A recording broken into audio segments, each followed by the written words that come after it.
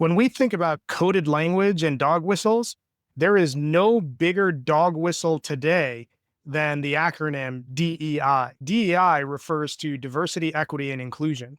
And what's interesting is that no one will come out directly and use the full words and say, I am against diversity, equity, and inclusion.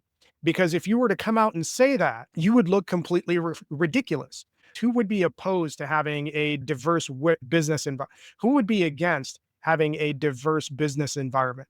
Who would be against having an equitable work environment? Who would be against having an inclusive work environment? Only the most silly of people would say, I am opposed to those things. And yet, we have an entire segment of the population who probably doesn't even know what the acronym stands for and are staunchly against anything DEI. And let's be clear about how DEI is being used by this administration and by right-wing circles. It is just a coded way of saying Black, because the narrative around DEI from right-wing circles is that DEI means unqualified.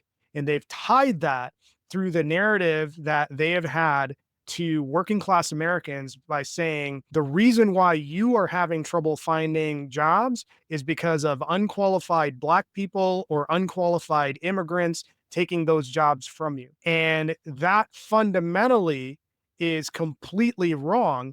But when you're dealing with an uninformed voter base that doesn't know any better or isn't interested in knowing any better, that tracks. And that is why there is this level of backlash against DEI. Now, how does DEI actually work in practice? DEI isn't a quota system. It isn't a system of handouts. The way it actually works is that if you have two qualified candidates, two equally qualified candidates, your hiring decisions should factor in some element, access to opportunities that isn't considered without DEI being in place. That's how it's supposed to work. But is that how DEI has actually worked? If you ask the average person who is anti-DEI and you ask them who's the beneficiary, they're automatically going to say it's minorities and Black people that benefit from DEI. The data tells a completely different story. While DEI was created to give more access to opportunities for underrepresented groups, who actually benefited? White women were the biggest beneficiaries, and over 40 white men and veterans in particular were the biggest segments that benefited from DEI initiatives. And you have the perfect example of a DEI winner in the case of JD Vance. Was raised in the poorest of economic circumstances, went to the military, and because of Yale's DEI program, he was able to get into Yale Law School thanks to the efforts of DEI. And now that he is on the national stage, what is he doing? He's pulling up the ladder on everyone else that could have taken advantage of DEI policies to build a better life, because he doesn't believe that you should have access to it.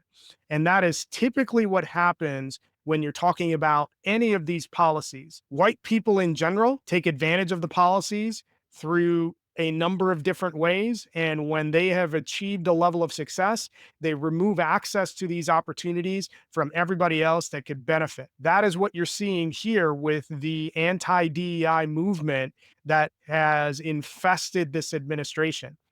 Each of these people in this administration really objectively is not qualified to hold the seats that they have. They are the use case for why DEI needs to exist, because without DEI, you have vast numbers of unqualified white people holding positions of power and influence simply because they know somebody or they kissed enough ass. That is the use case for why DEI needs to exist, so that everybody has an equal shot at getting that opportunity. Why is there this open assault on DEI? The open assault on DEI exists because too many of the non-elite whites are rising to a level that the elite whites don't want them in.